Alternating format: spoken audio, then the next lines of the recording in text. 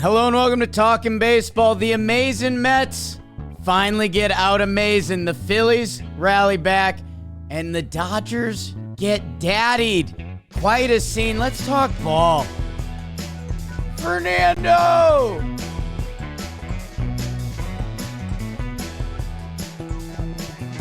Ryan Brazier. Mark Vientos. Hello and welcome to Talkin Baseball. Presented to you by SeatGeek. Make sure you're using code JOHNBOYPlayoffs. Is this my deep voice? Make sure you're using code JOHNBOYPlayoffs this postseason. Go see a game.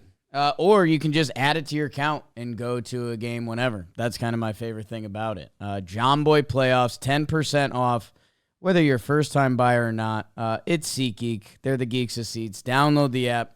Go to a game. Go see. Don't throw stuff on the field would be my one ask. That'd be my one ask. You can throw on the field? Love. Throw some love out there. I was going to guess that. SeatGeek, they are filled with love.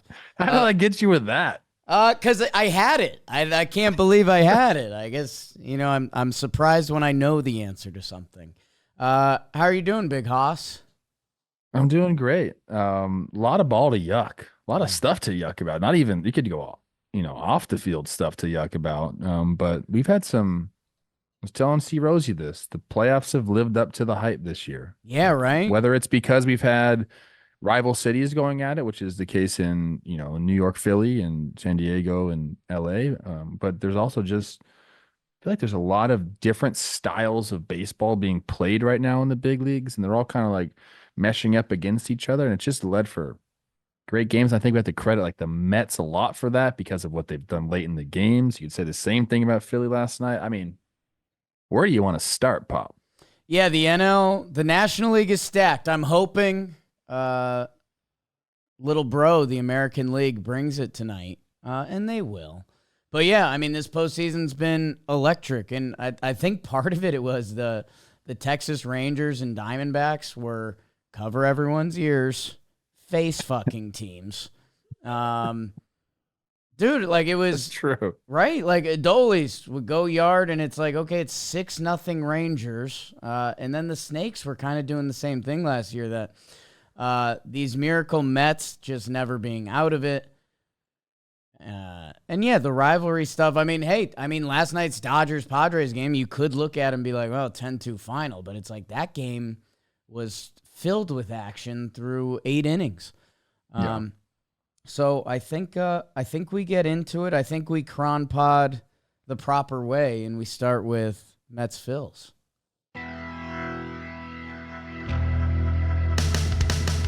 The Fightins need a win to not go down 2-0 with 7-foot-tall Christopher Sanchez on the bump. But when you're that tall, be careful, because the Miracle Mets will try to Severino your head off. What? Top 3. Sometimes you need to vent and let it out. Vientos, 2-run homer, opens up the scoring. It's 2-0 into the 6th. Polar Bear sighting at the bank. 3-0 in Severino, putting his playoff demons behind him until the 6th. Bryce DeChambeau's one into center, and Big Dick Nick follows with the same. 3 pitches, tie game. But top 7, Nimmo fishes one out again. It's 4-3 Mets, but in the 8th, everything's going to be A-OK. Stott down the line, 2-run triple. JT sack fly. It's 6-4 Phils into the 9th. Vientos loosely translates to power. Second 2-run tater of the game.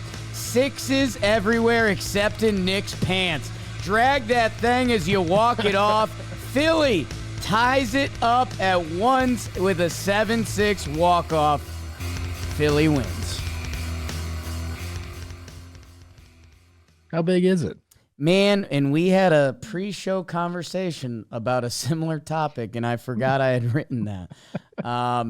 Trev, an amazing game. The New York Mets looking like they had a good chance about 3 times in this game to go up 2-0, bring it back to City, Shea, what are we calling it now? But the Phillies show that they are still these Phillies. No one coming out of a bullpen is safe right now. Where do you want to go with this game? Well, vientos, I thought meant windows, but I just looked it up, means wins. Mm. Yeah. So I was like, I was there. Well, And and you're kind of there. Wind creates power. I got nervous because I was like, I was going to do a translation joke, and I was like, wait, is Vientos even? Because everyone keeps saying he's from Connecticut. Dad's from the DR, mom's from Nicaragua. Nicaragua. Can you tell I'm from Connecticut? I think yeah, ventanas means is windows. I'm that I'm sounds right. I'm basically Latin. You're a Stanford Latin professor. What how about the ball? Great ball. I mean, Great this ball. is the Mets have been playing this way, and like I said, they're part of the reason why the playoffs have been so dang good. The series they put up against the Brewers, the things they've done late in games, chalk up another all-star reliever that they've gotten to, and Matt Strahm back-to-back games. Obviously Hoffman as well in that first one. So, you know, obviously Philly needed this. I was my bad at the Rams game in the suite watching Oh. this together. I had the Phillies walk off going on the TV inside. I got my guy Matthew trying to hunt down a fourth quarter victory right in front of my eyes. It was like a sports fan's dream. I really thought about that in the moment. Like, this is probably like as cool as it gets. Mm. But there was, I mean, do you remember? I guess it was a couple of years ago. I think it was 2022. Bryson Stott hits like the grand slam, and there's that clip where it's just the audio of the stadium, so you hear Yeah. his walk up song, and I need that from his triple last Okay. night as well. That was incredible. I don't know, man. Like everything has been so good, and Baseball Reference still has Chris Sanchez listed as 6'1". I'm not. I'm just. Oh. I'm mad about it. We've put it out on the show enough that Baseball Reference needs to update it. He's 7 foot tall. Um, I think the way that I'm thinking about this series between the Mets and the Phillies is who the hell knows what is going to happen, and that's the best case scenario for the sport, for the fans, for the viewing, with the starting pitchers that are lined up for game 3. When you got Nola going up against Manaya, that's awesome. Mm. But it's been a story of, end of the game, who gets to whose bullpen. It's just been fun. It's just been fun baseball all around, man. Like Bryce Harper doing his thing. You have the big names going at it. Every single person on the Mets, contributing. It's been awesome, dude. Yeah, and I mean, it's a backhanded shout out to Luis Severino, who I seen a lot of his playoff starts, man, and his history isn't so pretty. I mean, he had the bounce back against the Brewers, but the 4 runs there, which in a lot of playoff games that can be too much. Man, he's clean sheet. And then the bad man comes up and he does bad man things. And the other thing, it's easy to point at Harper 2-run homer to center. And Castellanos fouls it up, and now he's on fire, and he's so funny that he comes in spurts, and like, okay, so Castellanos, until further notice, is just going to be like impossible to get out.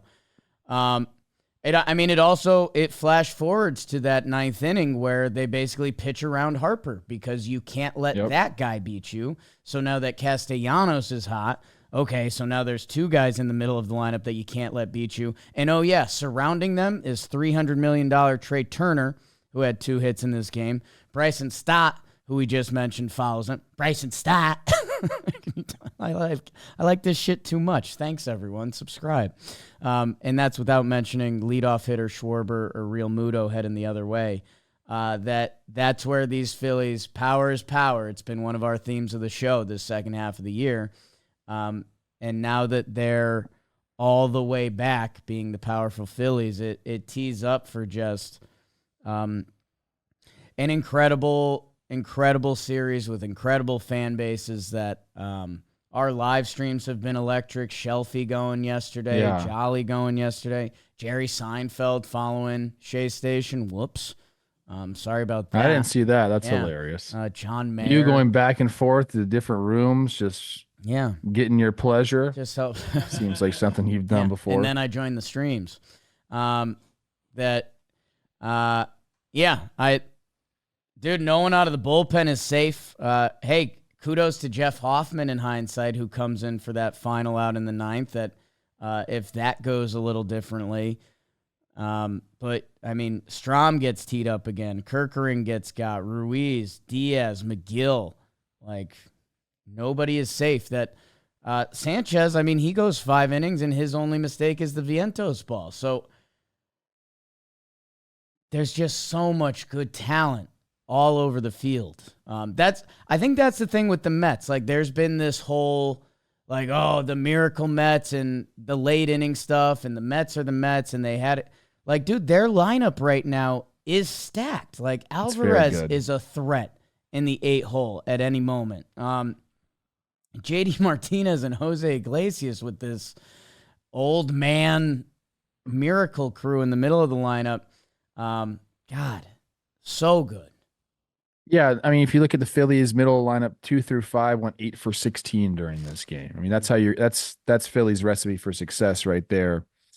Speaking of, the Mets, I think everyone always gives credit. It's Francisco Lindor MVP season. Awesome. It's these stupid antidotes, Grimace or Hawk-Tua. Say Hawk-Tua. No, come on.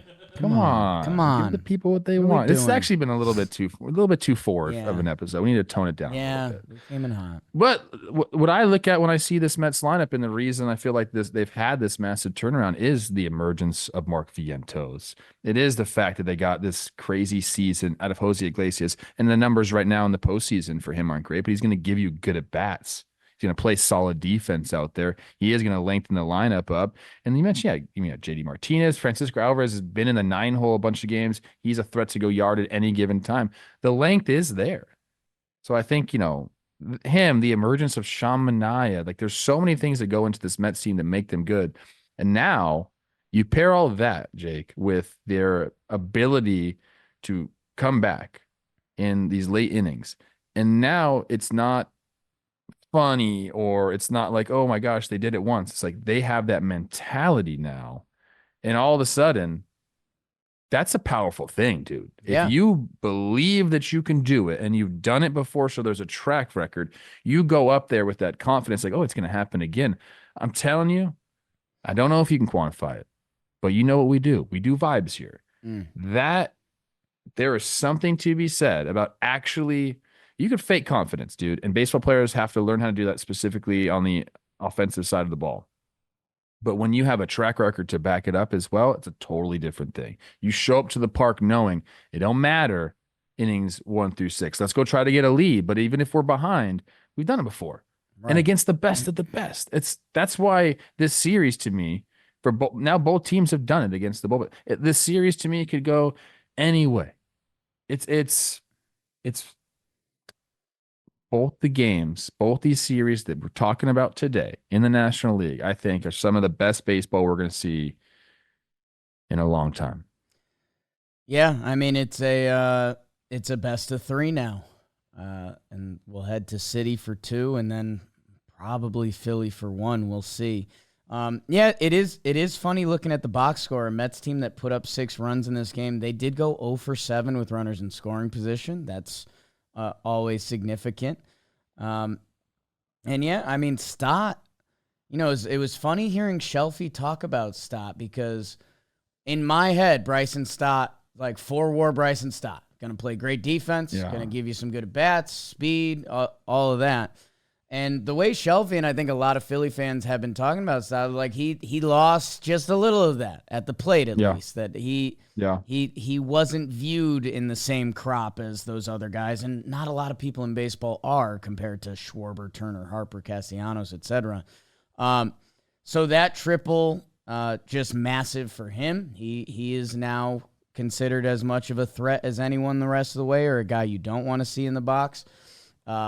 Philly, they've got some interesting stuff going on. Sosa, Bohm, Sosa gets the nod in this game. Bohm comes in for the pitch hit, first pitch swinging pop-up, which that just feels awful. I know, if Bohm hits that in the stands, you say, what? Look at him, jumping the heater. but he pops it up, and you're like, this guy's ass, He put a good swing on it, man. He's one click away right right? there. He really was. Yeah, it'll be interesting to see how Rob Thompson handles this. I'm assuming with Mania up, Bohm will be at third base, Sosa will probably be at second base, and Stott will be off the bench. I'm assuming that's what happens. But you do have to, as a manager, understand like you need Bohm. You can't just Right. like he can't just be out of the freaking lineup. You need to get him feeling right. So you have to instill confidence in some way. You have to figure that out. I don't think it's a huge problem, but obviously something that he has to think about. I mentioned all the relievers getting hit. Big Carlos Estevez, reminder listed 66277. He comes in and he is clean for an inning, and this is the guy they went out and got at the deadline. He's kind of been their closer. Let's check that out as it goes. And man, I don't know. Sometimes I think it's dumb as a fan, but the emotion Bryce Harper plays with, it's the best. It's the best, and it helps being the best. I was laughing. I was listening to Ryan Russillo and Chris Long. You've got a lot of Chris Long in your game. You guys might be MLB and NFL's versions of each other. But they were laughing about tunnel guy, aka if you're coming out to play a football guy and the third string guy that's not going to play, who's just going nuts in the tunnel and freaking out. And it's like, hey, dude, like some of us actually have to go out here and do it. Something about Bryce Harper being the guy going out and doing it and playing with that emotion, while just being fresh to death, man. I know we've talked about it, but that beard, the outfits, all of it, like it's all so clean with just the emotion you dream about. I like Chris Long. I just looked up who Chris Long was. I know who he is. Yeah. I like that comparison more than anything you ever given me. That's nice. Yeah, I'll send you. They did a live show together, and he was kind of in full Trev. Well, I guess a TBT to Trev mode. I think he was pretty stony baloney late night Trev. Oh, on I'm stage. out. I'm just You're not out. clean I'm clean living You're clean. for the most part. You mentioned the next game, and it's maybe where there's some Philly. It's where maybe the Phillies are at. I don't want to say ahead of the game, but they have a lot of tools that put them ahead of the game. But now having Aaron Nola lined up for Game 3 in his playoff resume, going against Sean Manaea, who's the Mets 1 right now, as it flips back to City on Tuesday night. That environment is just going to be so electric, and both teams feel set up. like you're going to have your bullpen rested for a day. You kind of got your guy on the mound. I don't even know what else needs to be set up by us. Well, I mean, Nola's had a lot of success at Citi Field. He's pitched really well there, and he's a guy that's like kind of like unflappable, I would say. So you get put into a big situation. Mets fans haven't had a home game in how long? I believe they've time. played 11 straight road games. I don't know what number of days that is, but I'm assuming that place is going to be absolutely nuts. But a guy like Aaron Nola, like I said, slow heartbeat guy, has had success there. I think, Phillies have to feel good about having him on the mound. And if you're the Mets, you're like, well, what about us too? Sean Manaea has been great. I think he had one blow-up start against the Phillies. He had 3 starts against them. 2 were quality starts, 1 blow-up start. He's a completely different pitcher than he has been in years past with the lower arm slot. He just found himself, which is awesome. I don't know who, like, if you're handicapping this series, I don't know how to do it. I don't know who's ahead right now. I really don't. I mean, I think you give us some advantage for the Mets being at home the next 2 days, but this is it's been back and forth. It's been answer innings. It's been, teams getting to the other bullpen. This could go either way, which is, again, like, I have no problem saying that. I think some people want us to come out and say, Philly's going to do this or the Mets are going to do this. It's like, no, dude, I have no idea. And neither do you. And that's the beauty of good playoff matchups. It's like, we'll see who steps up, dude. Like, who's going to be the guy? Vientos thought he stepped up right there at the end of the game, ties it up, brings some momentum back, but then the Phillies snatch it again because we got Nick Castellanos doing his thing. So it's It it almost seems like, how about this? Here's some analysis Okay. for you. Last person with the ball in their hands is going to win the game. We see that a lot in sports. Home team, so maybe I'll give a little edge to the Mets just because they have last at bats. Yeah, I guess my only current lean would be Philly, just because, like, okay, you can exhale after last game. If you go down 2-0, whoa. I don't think anyone in their lineup minds being the bad guy. Like, I think a lot of them even enjoy being the bad guy. Castellanos, Harper, Schwartz. And, what you're saying is they have to split. Because get it back to Philly. Home team, blah, blah, blah. The game 3, obviously so massive, because like I've alluded to this whole division series, with this current format, if the Mets do win, they take down NOLA, now you got one game at home that you could end their season, and we've seen Philly do this a couple times to the Braves, that it's just going to make the place that more raucous. God. And yeah, hey, shout out to our listeners, and shout out to you, Trevor, because I remember, I think we did all JM team in August, and we got a lot of chirp back on no Vientos, and we were like, well, the games are pretty short. Matt Chapman did end up putting up like a 7.5 WAR season. Vientos in 111 games, 27 homers. Like, this guy is now a real cornerstone piece for the Mets. Excited. Why did you give me credit there? Because you shouted him out too. You were like, "Hey, this dude is real." Like, I think before that episode, you were like, this isn't a 2-week Corona Extra guy. Like, No, he looks real at the plate. He does. I mean, the ability to drive the ball to all fields is something that you have Right. to have in this league, and especially if you want to be kind of like a top of the order, middle of the order guy. He's shown the ability to do that, man. Oppo homer, and then he takes an up and away fastball. I let out the major league line too high when it got hit. 3-2 against Strom, who, go check out his numbers on the year. You pointed to the sky, didn't you? I didn't point to this guy. I just said too high. But damn. You know what that is right there? That swing, that is just straight adrenaline, dude. He doesn't hit that ball out in the regular season, but they are so fired up right now. A little extra swing awesome. juice. Yeah, a little extra juice, man. And hey, Philly fans, if you're going to New York, LA, if San Diego people are taking the 5 or the 405, make sure you're booking with booking.com. Yeah. The official accommodation partner of Major League Baseball. Wherever you're looking to stay, hotels, bed and breakfast, vacation rentals, resorts, so much more on booking.com. I mentioned I stayed at a nice bed and breakfast this winter. It was a little ski town. Guy was a baseball guy, slipped me a couple brewskis. It was kind of it was a nice deal. Like if that's your vibe, maybe that's your vibe, or maybe you like the nice hotels like Trev and Beebs. Whatever you're looking for in any U.S. city, booking.com is where you need to be. Download the booking.com app or go book on booking.com today. Maybe go to Kansas City, maybe Detroit, Cleveland. But first, we have to talk about the Plouffe Bowl last night. My goodness.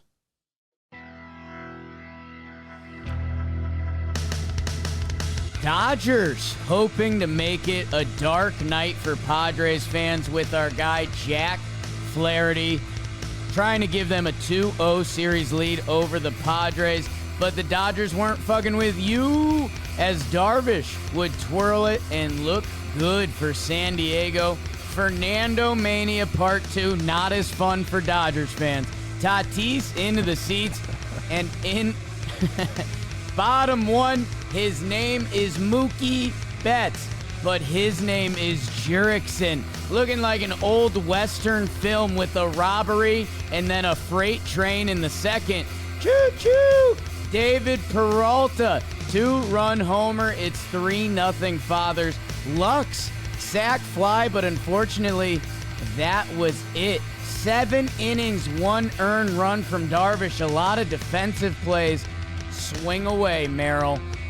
RBI single for the kid, and then a 2-run homer for the kid. Sorry, Miss Jackson. This kid's for real. Bogarts, Higgy, and Fernando. Homers again. Dodgers fans trash their own field and get trashed by San Diego. 10-2 final. That was good. I like the robbery.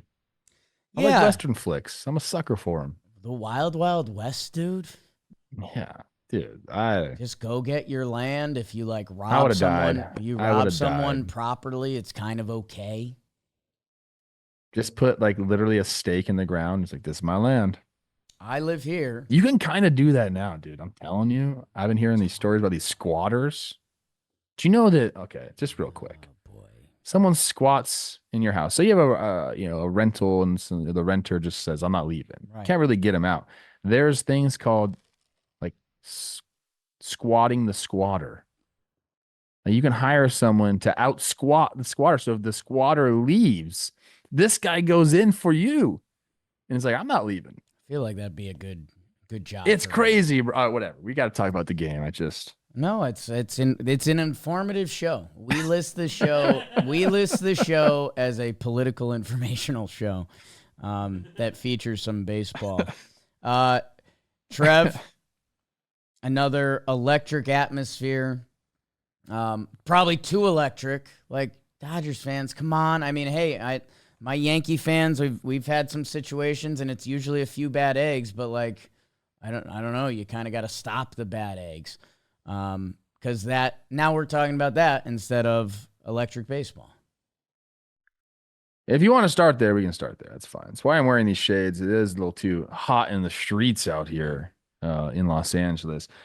Yeah, obviously, you can't throw shit on the field. That's just rule number one. You can talk, you can say whatever you want, which, obviously was happening last night, and Fernando and Profar going back and forth.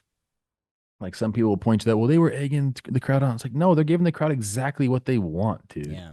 Anybody yelling at a player, the number one thing they want is for the player to be like, acknowledge them and do the back and forth. That's great. I mean, I think I have no problem with what Fernando and Profar were doing. Okay. I don't. I think dude, have you ever been out in a hostile environment where you're just out on an island and everyone's yelling at you, dude? I always just was like, I'm not going to say anything to him. I'm not going to say anything to him. Not trying to rile him up, but there's other ways to play it, man. And if you draw energy from that and you're on the field and once again, I've said it on the show a million times, I'll say it again. We are in the entertainment business, people.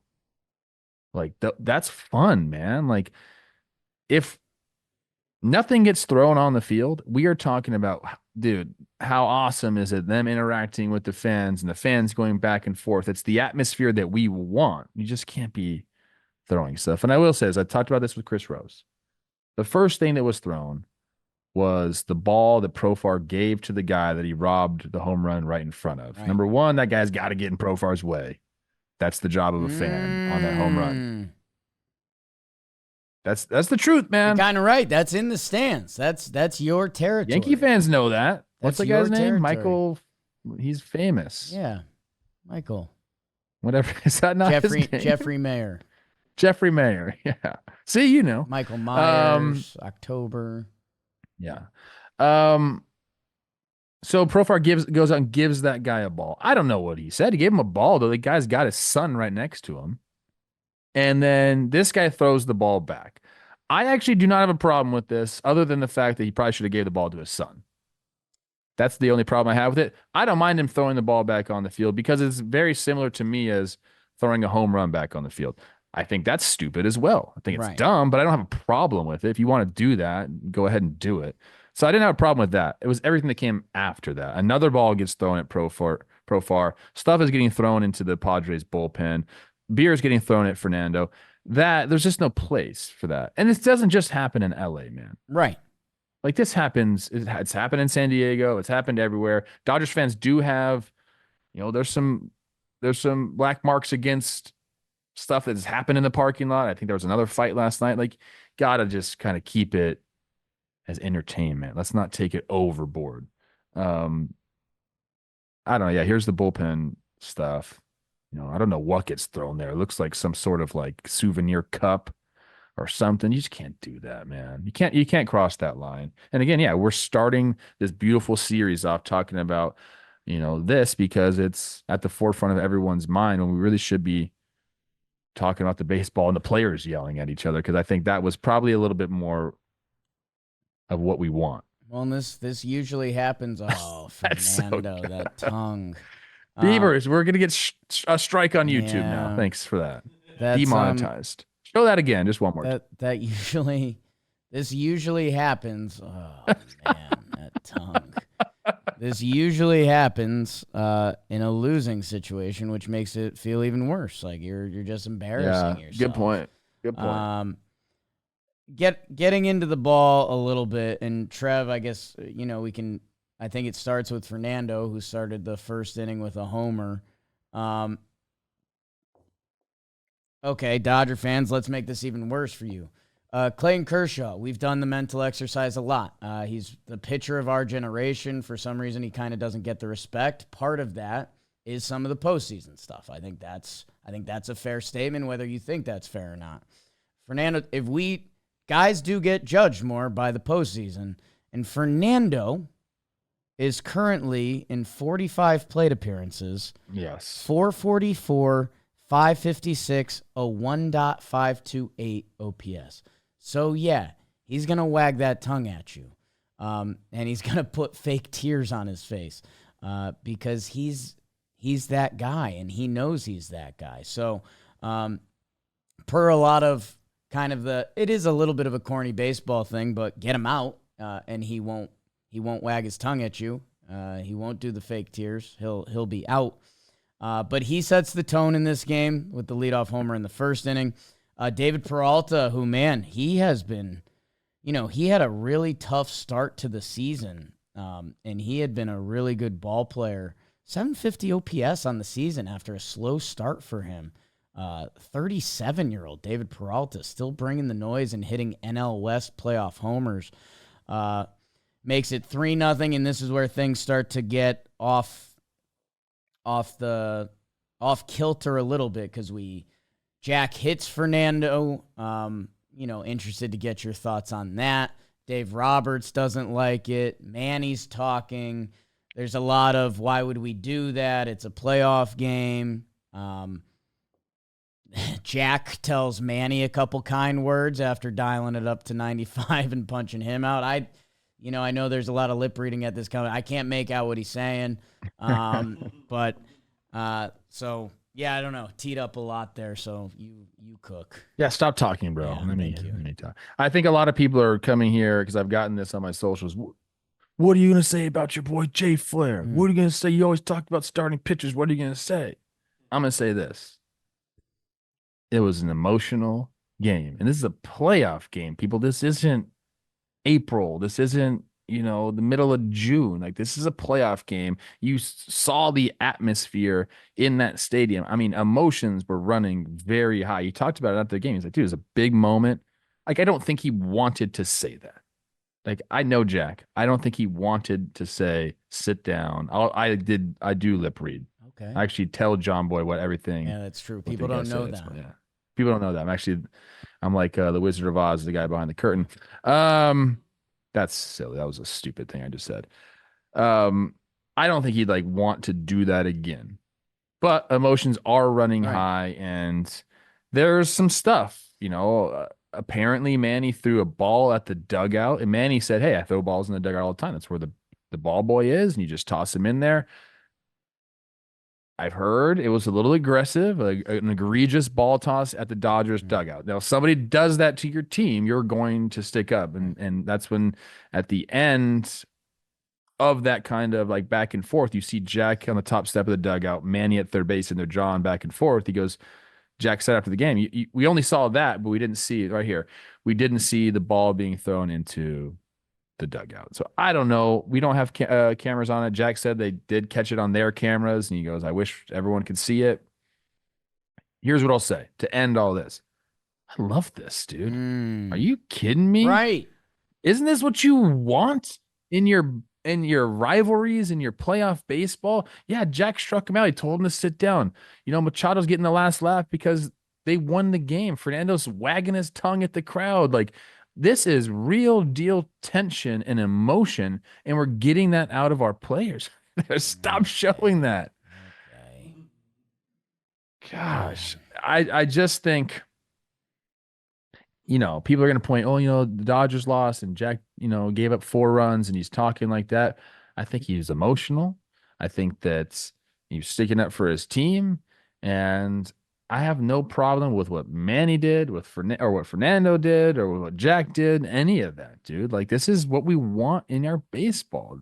Like, this is, how excited are you for the next Oh, game in San Diego, I mean that. where there'll be no Dodger fans? Yeah, I don't like doing apples and oranges, and there's been a lot of talk about the broadcast and how they do the crowd volume and that kind of stuff. San Diego on Tuesday night is going to be able to go toe-to-toe with any environment we've seen. I mean, fan bases that do not like each other. Fan base, I mean, there's a little big brother, little brother here. Like, I think San Diego would be honest about that. And Lil Bro has a chance. Oh my gosh, they do. It's gonna be a scene, an absolute scene. A few other things that need to be, we showed it on here a couple times, and make sure you guys check out the YouTube and subscribe and all that stuff. It helps out. Profar pimping the robbery. I mean, that matters. Like, that's one of the most craziest things in baseball. The announcers didn't know if that's Mookie was running around the bases. if that's a home run from Mookie Betts or not. And Mookie Betts deserves a note here because a stat I saw on the interstate yesterday. Mookie Betts 0 for his last 20, might be 0 for his last 22 postseason at bats. So there's something there where he almost has a home run that we'd be talking about something totally different. And then, yeah, I mean, some good defense. Jackson Merrill makes a great play. Tell Padre fans that that's just every game. I think there was a line. They played great defense. A line out to first with the bases hucked. That, like, this game could have went very differently, but it did not. Tatis, goes into the gap and runs one down. I mean, no, this was the baseball here. Got away from the Dodgers at the end there. As Fernando's wagging his tongue. Don't show it again. No. Don't you dare. I have a few thoughts on, the actual baseball aspect of Love it. that. Thank you. Yeah. I said this to Chris Rose. I feel like San Diego has to feel good about having guys that can neutralize basically what is LA's biggest strength, and that's Shohei Ohtani. Like Tanner Scott coming in, and I think he's got 0 for 2 Ks now, I believe, against Ohtani at 1 for 12 now, lifetime. That's a guy that you can go to in a situation where Ohtani's up and, you need to get him out. You have guys that can do it. Jason Adam did it as well. Adrian Morejon did it as well, or broke his bat. But I think if you have Scott and Adam and you can bring them in any situation that arises and say, hey, the rest of you guys beat us. Freddie Freeman, we don't know if he's going to play. Like, if you're a Padres fan, you got to be feeling really good about where your team is at right now. You get Higgy homers again. Oops. Watch out for that cat. Bogarts enters the party. Like, this postseason has been a little bit of a reminder of, like, he had a down year this year, but the postseason can change quickly. That if he's going to be a part of it, that makes San Diego that much tougher of an out. Muncy homers late. Dodger fans hoping maybe that they can build on something there. And the other thing I want to get out there, Manny Machado, he pulls the mid-game player-only meeting. Rarely seen, but when you got stuff getting thrown on the field and the game's getting hot, rivalry game. Man, I just want to put it out there. Manny's 32 now. A lot of people still. He's 32, right? Oh my A lot of people have gripes with Manny Machado, the 21-year-old that was, doing some tough junk on the Orioles, but he was also a kid. A lot of people do dumb stuff when they're 20, 21, 22, 34 for me. I don't know, man. I don't want to, as we always do, I don't want to turn into a race thing, but we need to respect Manny Machado more. Like, he's the leader of this team, and if this was Bryce Harper or Real Muto or whoever your team's guy is, we'd be like, man, look at this guy leading his boys. Like, that's sick, dude. Again, it wouldn't matter if the Padres lost this game and we're like, hey, sick players only meeting in the middle of the game. But they didn't. They won it, and they got out of Dodger territory with a couple tongue wags and keeping their head up high. That I don't know. I think Manny Machado, just, dude, every I bumped into him at a Snakes game. He came up, what up? How you doing? This guy just deserves more respect on every front. Like, I think third base wise, he got slightly overshadowed by Nolan for a little bit, or at least it was a conversation. Like, this guy's an all-time player, and I think he's like an all-time leader. He's definitely turned into that, and I don't know why you brought the race card in here, man. bro. Always You click. just gotta do it. I don't know. Okay. I think that I love the meeting. Excuse me. I love the meeting. And I think, emotions were running very, very high at that time. And I'll pose this to you. Do you think he called that almost as much for himself as anybody? Like, sometimes you're like, yeah, I need to calm down and, hey, let's get everyone together. But to have the wherewithal to do it during the game like that, I think is really important. And I do think that it'll end up being important. I do think he is underrated as a leader. I do think he's probably underrated as a player. He's going to be a Hall of Famer. Like this, we've talked about Manny and his leadership and his views, his stance around the league. I mean, he's got the respect of most of the guys in the league, if not all of them, for what he's done on the field and, his play and, his ability to mature into what he's become. I mean, he's a guy, man. So it was tough for me when I saw Jack and him going at it. I was like, this is interesting, man. Because I think Jack deserves a lot of respect, and I think Manny deserves a lot of respect, and I think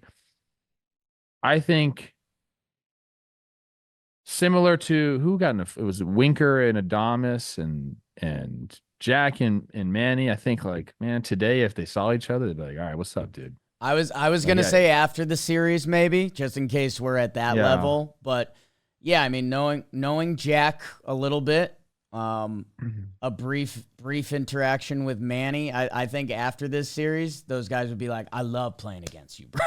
I love that, In the VIP section of the club.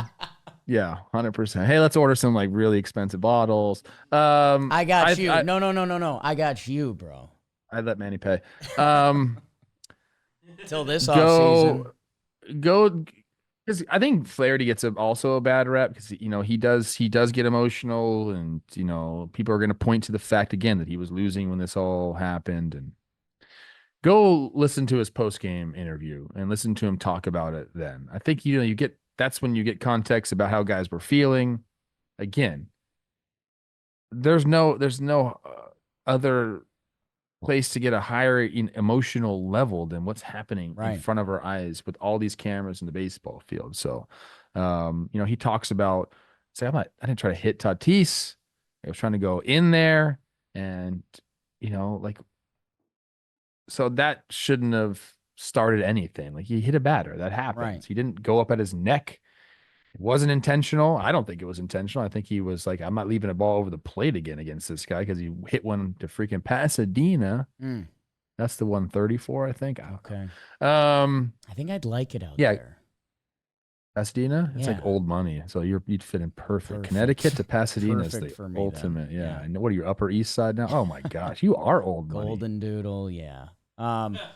Yeah, it's we need a baseball term for it. Like, okay, think of Jack Flaherty's options. I'm going to throw inside to Fernando. If I come more inside, it might hit him. Or if I miss over the plate, he might hit it a mile. So when you're doing your risk analysis as a pitcher, it's an easy decision. Yeah. Yeah, I know. There's a lot. I mean, a lot of stuff happened. Obviously a lot of good baseball Jackson happened. I think Merrill, Jackson. Yeah, bro. I was just gonna Hey, say, go look at Jackson team Merrill's team playoff meeting numbers. in the Padres Dodgers series where people are throwing shit on the field. Let me go left center field at Dodger Stadium. He's a sicko. If you watch that, Beavers, pull that back up if you can. Watch the homer first. That's beautiful. If you can pull the meeting back up, he's kind of up in the corner, being like, "What are we? I'm good, dude." I'm about to hit a homer. Can we wrap this up? Yeah. You can see it in his face, man. Like he's unfazed. I think it's like I even think. Let's see if we can see him. There he is. He's up there. Like, all right, dude, what are we doing here? Yeah. Calling a meeting right now? I think that he's, and I don't know him at all, but the feeling that I have watching him interact with like Tatis out there in the outfield, I feel like Tatis is like bringing something out of him that maybe he didn't know that he had, as far as like, I don't want to use the word swag. I don't want to use that word. Like he's bringing that exuberance out of him and saying like, use this. Because there are times where he'll make a catch and he looks straight to Tatis, and Tatis is going freaking nuts, and like they have these moments together. I'm sure Padres fans have seen him quite a bit throughout the year. I think that he's getting exactly what he needs as far as leadership there. So a couple guys bringing him up, being like, dude, you're a star, like act like it, be that guy. Then I think I think Schilt, and I think, at times Machado's probably said, hey man, like get to work, do these things. This is what you got to do. So he's getting it from both sides. You love that. And he's turning into a superstar, man, right in front of our eyes. Well, I think the way I would summarize that is when you called up in earlier baseball, it was kind of like, rookie, prove to us you deserve to be here. I think this Padres team is like, you're up here. That means you deserve to be here. Like, let's go. And that's what Jackson Merrill's been all year. And Trev, this tees up, Michael King versus Walker Buehler in San Diego. Let's see what Moxie King Walker Buehler is going to be able to bring out, as he's had he's shown some signs of getting to where he needs to be, but either way, against where this Padres team is and where he's at, we're going to be hunting Moxie out. And Michael King, with a start to make him like a star of this postseason. It's hard for me not to lean San Diego in the rest of the series. I mean, we knew the Dodgers starting pitching was going to be an issue here. They don't have it right now. And the Padres do have that. And they also have the arms in the bullpen. So if the Dodgers are going to win this series, Mookie and Shohei and Teoscar, like they're going to have to absolutely slug their way to it. And we just talked about how they kind of have a Shohei neutralizer. I say that now, and I'm sure Dodgers fans might clip this later on when Shohei hits a freaking 6-run homer, because he's that guy. Obviously, we know that, people. But it's hard for me to sit here and think that the Padres aren't favorites the rest of the way here. I think I agree with you when I think about the DS torture chamber a little bit. Like the Padres have the leg up in that game 3. Like Michael King, what he just showed us and what I think he's going to show us again, that doesn't mean he's not going to get clipped by any of those inner circle Hall of Fame players. But Michael King's going to give a hell of an effort. I think Buehler will, and he'll also have a short leash, but that's where things get scary for the Dodgers, because if they expose their bullpen in game 3 or they don't get it done, game 4, I think Landon Knack would currently be the starter, which, all hands on deck, keep your season on the line, and it's, can try and give you another 39. Phillips, Hudson, Kopech, Vesey, like they can connect that. But if they go in and they get it done, game 3, Michael King looks good, the Padres are good, that place is bananas, I don't think they're going to let them out of game 4, but that's where you've never been able to predict baseball. So why bother? Those are going to be fun. Trev, you got any? I mean, we kind of already did it, but we've got Guard Dogs Tigers draw the 4 p.m. slate. Kind of tough. Kind of tough.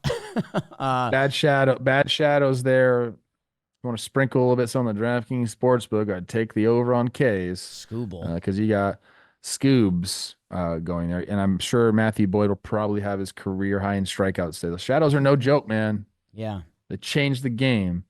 I think this is obviously a must win for Detroit. Yes. They have to feel pretty good about having Scoobs on the mound, having it for 2-5. So if they can get this win, get back to Detroit, I think they'll be playing with house money. It'll be interesting to see. I think these two teams are very, very similar, with how they approach pitching. I think the lineups are similar. The bullpens are, Detroit has found their way in the bullpen. They're going up against the class, the class of bullpens. What am I trying to say? The class A of bullpens. Yeah, whatever. They're very similar. I think it's going to be a great game. What do you got, Royals? You got Reagans versus Rodon, two lefties. Yeah, You talked about the Yankees struggling against lefties. It'll be interesting. These series, to me, I feel bad saying this, they just don't have the intrigue as the National League Series. Maybe that's because it's the rivals, cities going at it. But yeah, I don't think they have the intrigue yet. Like, if Bobby Witt puts on a show tonight and Cole Reagans shuts down the Yanks, I think that series is going to have the allure. I don't. I think if Scooble, dude, Tiger Mania got put on pause for 5 days. The Tigers were kind of the story. They took out the Astros, then they got shut out in that 1 p.m. Cleveland game, and everyone's like, oh, Tiger Mania's over. If they win and Scooble's the guy, Tiger Mania is going to be full tilt back on. So what you're saying has some truth to it. I think you mentioned in that let's see what Cole Reagans has, and he could shut down the Yanks, and it could be a scary night and then 48 hours for Yankee fans. Let's see what Rodon, who's wanted this start ever since his really bad last year. The other thing that I might do, and I never really do this, and I don't want people spending their money on my accord. I think I might just bet 1-0 in the Cleveland-Detroit game, both sides.